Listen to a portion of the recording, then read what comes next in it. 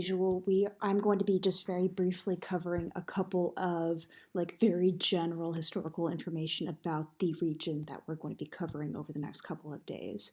So what you should know about China and Korea, which are the two regions that we're covering over the next couple of days, is that much of their history is separated into dynasties. So dynasties in China begin with Emperor Qin Shi Huang, who in Western textbooks is oftentimes called Emperor Shi Huangdi. This is around 250 BCE. He is responsible for unifying China politically and commercially, installing things like standard currencies and writing systems, and was also responsible for the initial parts of construction for the Great Wall. He also was very much in favor of hiring people in the government based off of their merit and their achievements rather than their bloodlines. So some of the greatest dynastic fortunes in China were achieved during the Tang, Yuan, and Ming dynasties. In Korea, we have the Shinla dynasty, which is securing the Korean peninsula from the kind of like Eastern Asia mainland.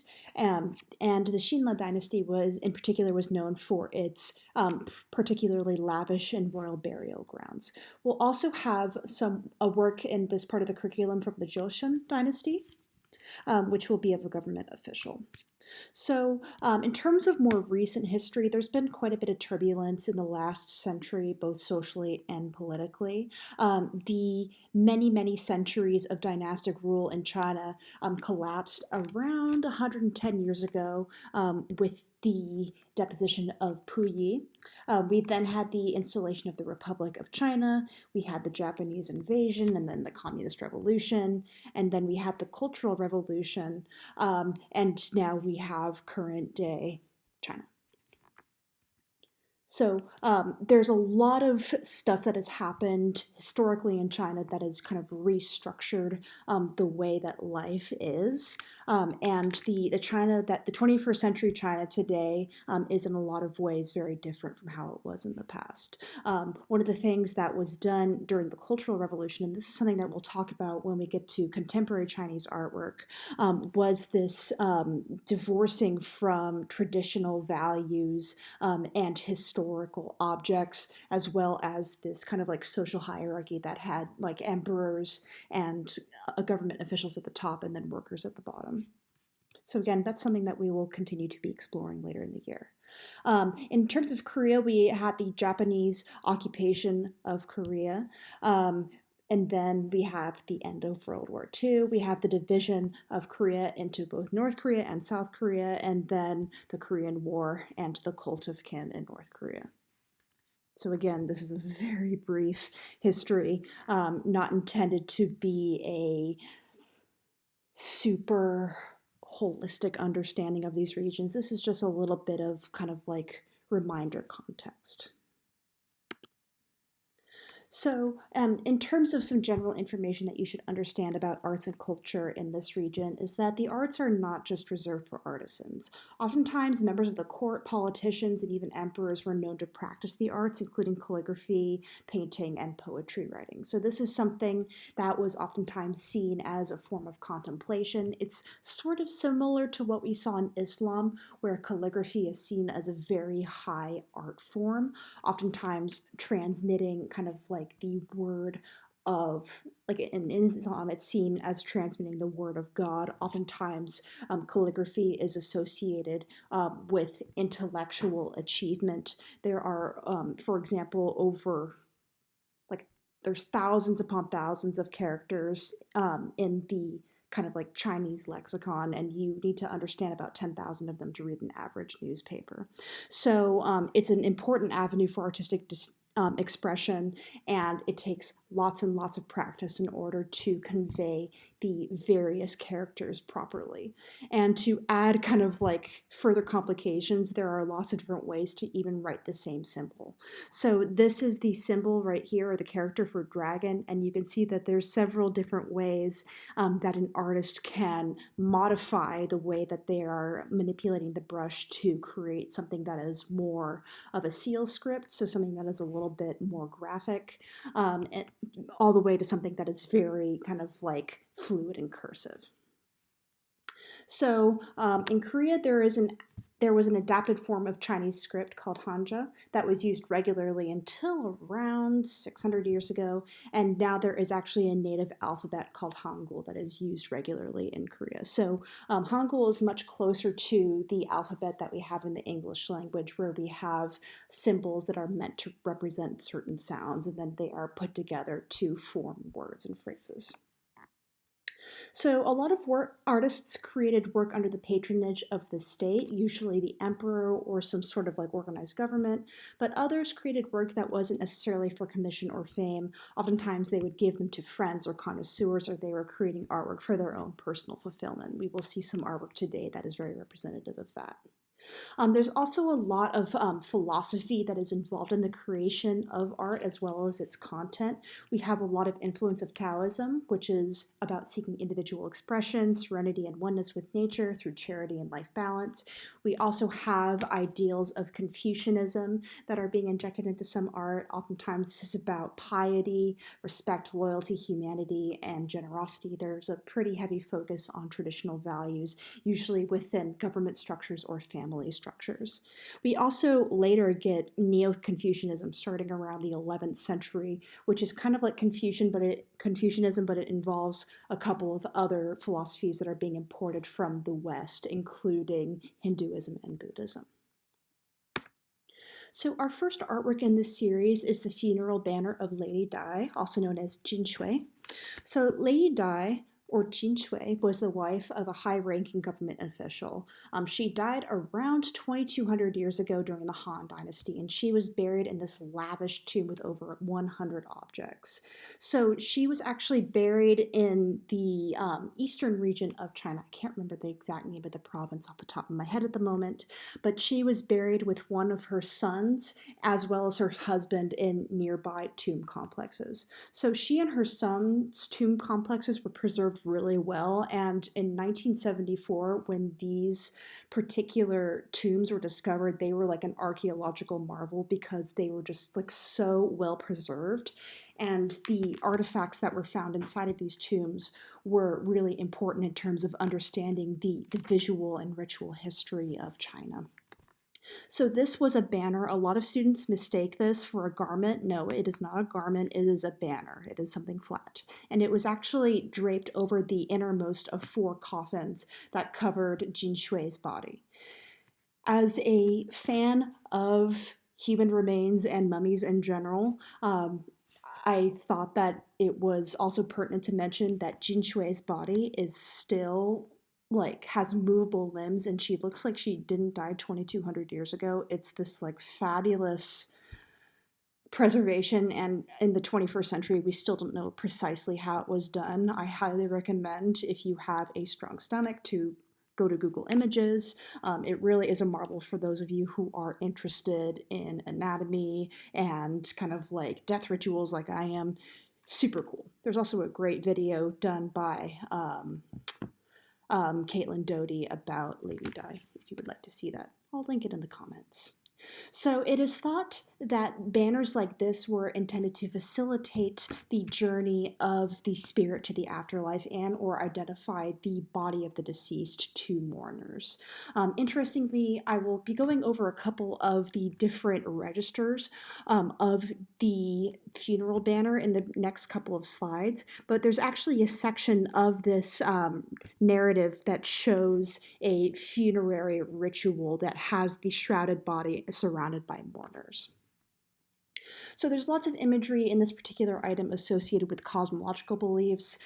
You'll remember that cosmology is kind of like the order of the world and the various realms. There's also depictions, as I mentioned, of funeral rites, as well as lots of indications of the opulence and privileges enjoyed by the wealthy during the Han Dynasty. So when we look at a couple of the next couple of images, we can see Jin Shue here depicted. Interestingly, this is the oldest known depiction of a named individual in Chinese history. And she is surrounded by an entourage of servants here. So that is one of the things that she is enjoying as a member of the upper echelons of society. She is also wearing this beautifully patterned silk robe right here. This is something that would have only been able to be afforded by again, kind of like the upper members of society. And then she has these very fancy funeral rites and offerings down here. So there's a lot of other symbolism and imagery on this particular item that is associated with Taoist philosophy, as well as a lot of Chinese mythology. One of the things that you might recognize, at least subtly, is the use of yin and yang imagery. So you've probably seen yin and yang represented as this symbol right here. Oftentimes it's a little bit more subtle than that, and it involves two opposing but balanced forces.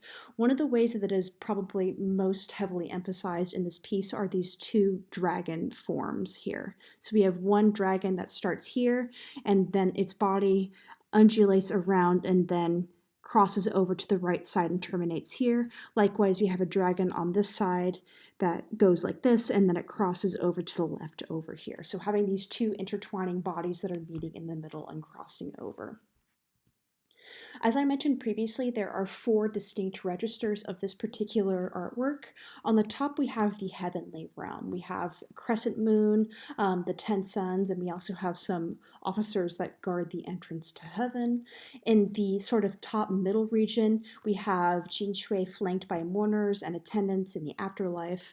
We have the beginning of this yin and yang imagery of the 2 dragons. In the middle to bottom portion here, we have Jin Shue's body that is in a shroud, and then we also have a couple of mourners. And at the very bottom, we have the underworld. So we have some fish and turtles, as well as some tomb guardians to guard and protect Lady Dai's body. So in the next couple of slides, I've included a lot of text from a particular site that I found really helpful in terms of identifying each of the individual elements on the funeral banner. You will not be required to know each and every one of these particular motifs for the AP exam. However, I do get a lot of interest from students about this piece, and I wanted to include this information if you were interested. These images also provide a lot of great additional detail because it's difficult to see kind of like the entire ensemble in this image right here. So here's the top. And then here is that top middle register with Jin Shue right here, flanked by her attendants. This is the lower middle right here. This is the section where the dragon bodies intertwine, and then this is the funeral rite right here. And these little canisters right here are representing funerary offerings, and that is Jin Shue's body. One scholar noted that the pattern on this funeral shroud is very similar to the pattern that is on this garment right here. So that was probably intentional on the artist's part. And then at the very bottom, we have these 2 worm on a string looking fish that are intertwined right here, and a couple of tomb guardians, and a Telamon, which is kind of like an atlas figure that is holding up the floor of the earth. So again, all this information is taken from this site down here. Highly recommend that you check it out. Our next piece is by Quan. It's referred to as Travelers Among Mountains and Streams. So it's difficult to visualize particularly how large this work is, especially on these slides, but the entire hanging scroll painting is 9 feet long. For those of you who use the metric system, that's around 2.7, 2.8 meters, which is really, really long. So this is the only known surviving work of Quan who identified himself with a signature in one of the bushes in the image. Oftentimes you'll see these kinds of seals that are used on images like this. You'll see this a lot in scroll paintings. Oftentimes these seals were used by people who owned the paintings to signify like this person owned this, and then when it transfers ownership, then the next owner will stamp their name on it as well. So images like this were particularly popular after the Five Dynasties period. This was the transition period between, I believe, the Tang and the Song dynasties. There was a lot of upheaval and a lot of political turmoil during this period, and a lot of scholars were just basically like, I'm out. Like, I don't want to deal with this. I'm going to basically seclude myself in nature and focus on my own self-betterment and isolate myself from civilization. So we call them recluse scholars. A lot of these recluse scholars were very much concerned with this philosophy of Neo-Confucianism. So Neo-Confucianism, kind of like in a nutshell, is Confucian ethics reframed within Buddhist and Taoist metaphysics. So more specifically, and within the context of work like this, that means seeking absolute truth in nature, as well as self-cultivation. So spending lots of time in nature, and then also doing things that are bettering one's own understanding of nature, as well as kind of like skills associated with understanding nature. And one of those skills could potentially be painting. So usually Neo-Confucianism is understood through the conceptual pair of Li and Qi. So Li is principles. This is the underlying pattern or skeleton of reality. And then Qi is vital force or energy that occupies space. So it's a combination of these two things that is basically creating the essence and the energy of the world. And oftentimes, interestingly, when you look at a lot of this philosophy and how it's represented visually, is that there's not always a clear connection between the philosophy of the world and the reality of the world. Oftentimes, there are things that artists do that are separating these two things and showing kind of like this is one area, and then this is the next part of the area that is perceived. And you can see that the artist is creating some, like deliberately creating space between these two items here. So it's not as much intended to be something that is representing like a reality as humans would see it objectively, but there's more of kind of like this subjective input and looking to really capture the essence of a place rather than just essentially how it looks. This is very difficult to understand. I kind of draw parallels between Li and Qi and the sublime, where there's this kind of like unfathomable vastness and complication of nature that artists are trying to convey through imagery and painting. So in this particular piece, Quan imagines man as a very small component of the cosmic order of nature and the universe. It is very difficult to tell in this particular image, but there is a temple hidden in the trees and some travelers with donkeys. I'm going to move forward in the slides to show you what I mean.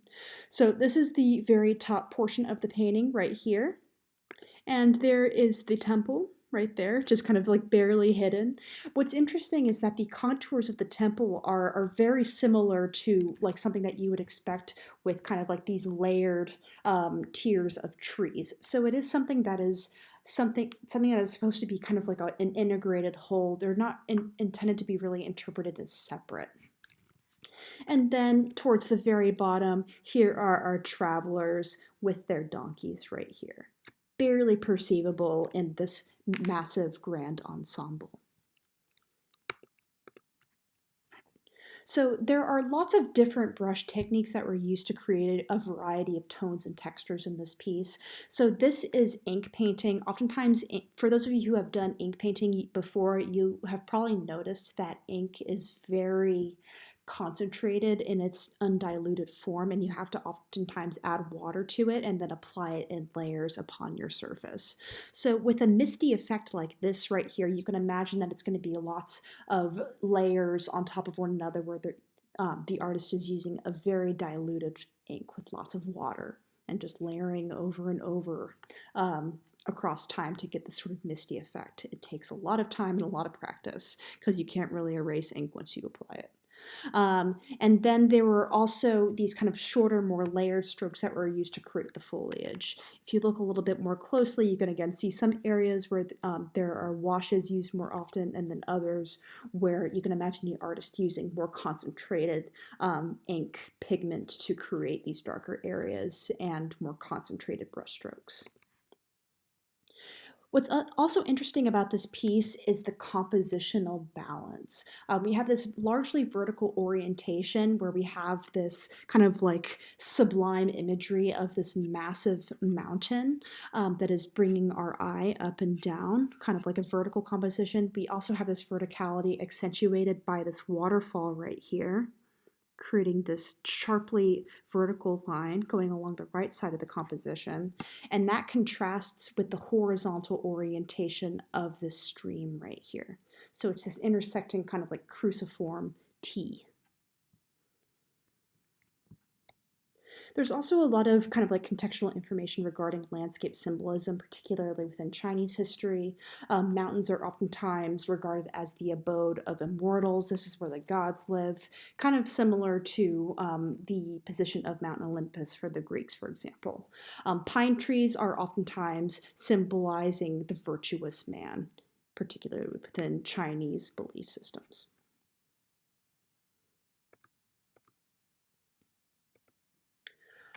All right, our next piece is from Korea, and I apologize in advance for pronunciation mishaps should they happen. This is a portrait of Sin Sukju, a Korean soldier who was a prime minister at two separate points. He was also known as a great scholar, and he actually compiled the Hwagi, which are basically the commentaries on painting, to document the artwork in the court's collection. So he was, during his lifetime, he was designated a meritorious subject 4 times. Officials that were given this title were very highly revered within their social order. And one of the honors that was associated with this title was were these portraits that were created to kind of represent them in their court regalia. So these images were sometimes displayed in family shrines as a conduit for ancestral worship and rituals. This is very much in line with Confucian philosophy, where there is ancestral veneration as well as objects and particular rituals that are intended to kind of like guide the spirit on the path to the afterlife. So there's also this element of Confucian values in terms of representing this government official within this social order of serving a king. So within Confucianism, there's oftentimes like children are serving their parents or serving their grandparents, or there is a piety in this regard of the officials to the head of their government. So it's kind of these nested relationships within Confucian philosophy that are represented here. So these images are pretty canonized in terms of how the figures are depicted. They are usually at a 3/4 view with only one ear showing. The face is mostly frontal. However, we do get a little bit of a 3/4 view here. Interestingly, when you look at these images, the way that their bodies below the neck are depicted is fairly standard. Oftentimes, there is a very geometric look to the ways that the robes are depicted. You'll also notice that there is some linear perspective that the artist is using to show that this ornate stool kind of going back into space a little bit. So there's certainly an understanding of three-dimensional space that the artist is using here. Interestingly, when we go towards the top and we see the face, and when you look at kind of like closer up images of the face, you'll notice that the artist is very deliberate about where they are placing wrinkles and what kinds of individualized facial features that they are using. So this is something that was deliberately done by court painters to convey a sense of individuality. At this point in time as well, it was thought of as very important. The face was thought of as kind of like a window to the soul in a way, where you could tell a lot about a person and who they were by looking at their face and their facial features. So there are features here that are intended to convey kind of like solemnity and strength, as well as kind of like someone who is very wise. Let's see. So this piece was actually copied several times by various artists, especially after the sitter died in 1475. Interestingly as well, another detail that many students point out is this insignia on the figure's chest right here. So these kinds of insignias were oftentimes worn on officials' robes to indicate their status. And usually it was different birds and different plants that would signify different statuses within the kind of like civil order of these various officers.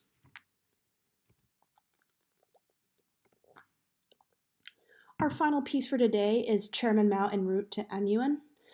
So this particular piece was made during the Chinese Cultural Revolution of 1966 to 1976. Important contextual information: at this point in time, quote unquote, high art was considered a product of capitalism or feudalism. It was something reserved for the upper echelons of society and something that didn't really belong in the new kind of like socialist world order, essentially. So a lot of these kinds of pieces, which were essentially propaganda, were created in an effort to mask the political fallout of the Great Leap Forward, which was this period marked by mass famine and deaths in China. So this painting was also originally attributed to Lu Chunhua. Again, I'm apologize in advance for butchering that pronunciation, but its artist remained anonymous for many years because fame and like individual attribution was not really seen as conducive to a collectivist society, which I always thought was interesting because it's okay to emulate Mao, but not the artist who painted him. So I always thought that was a little bit ironic, but that's just me. So what you'll notice when you look at the landscape is that it's very similar to these other kinds of landscape elements that we've seen before, particularly in Travelers Among Mountains and Streams. We have this imagery of mountains and trees that is being used pretty liberally here. However, when you look at this piece, it is contrasting with Travelers Among Mountains and Streams in that there is not really a essentially the role of man in nature has been flipped. Mao is shown as being taller than a mountain here, in fact, much taller. He is at the kind of zenith or peak along his journey to this miners' strike. He is taller than a mountain. He has this very kind of like rigid posture. He has his fist clenched in right hand and a parasol on the left. He is intentionally depicted as a figure who was very determined on his way to this pivotal moment in his political career. This is something that will probably come up on your exam, by the way, the relationship between man and nature in Chinese art. Interestingly, as well, when you look at this particular landscape, you'll notice a couple of things. We see a telephone pole here in the bottom left-hand corner and a dam in the bottom right-hand corner. So we're seeing some echoes of modernity that are reflected in this otherwise pretty sublime-looking landscape. So pieces like this were very much inspired by the socialist realism paintings that were being produced in Russia at the time. A lot of these paintings incorporated a lot of Western painting conventions. You'll notice in this piece that there's a lot of similarities to those Western painting conventions where we have atmospheric perspective. We have this implication of the sublime where you have this kind of like broad and like almost panoramic view of nature. There's also a lot of romanticism that's implied here in terms of creating a sense of drama. We have a triangular composition. So this is stuff that is being imported from the West. Something that's also important to realize about this piece is that it was not intended to serve a conventional kind of like Western artistic purpose. It wasn't something that was intended to be on somebody's wall and look pretty. Rather, it was intended to convey a political message. It shows Chairman Mao as this idealized and heroic figure who is almost literally larger than life. It is illustrating this important moment in his political career and, in turn, a pivotal moment for the Chinese Communist Party. This is also very much symbolic of Mao's service to the Chinese Communist Party and meant to be an iconic representation of his career, essentially. This is probably the most reproduced lithographic image in history. So lithography is imagery that is made using stone. So you essentially carve the image into a flat piece of stone, much like you would do with an etching or an engraving. And there have been to date more than 900 million copies of this particular lithograph made. One of the things that I hope to go over in class is the contrast of this particular image to other so-called Mao paintings.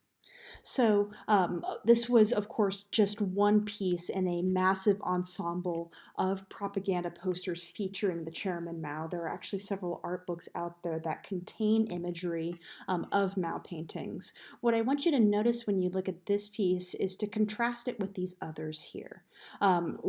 Try to look for things in terms of the subject matter, what the figures are wearing, what the color schemes are, what you think the intended messages are for each of these pieces, and try to kind of create a narrative in terms of how these things are linked together and how they would have like individually and collectively served the goals of the Communist Party and Chairman Mao himself.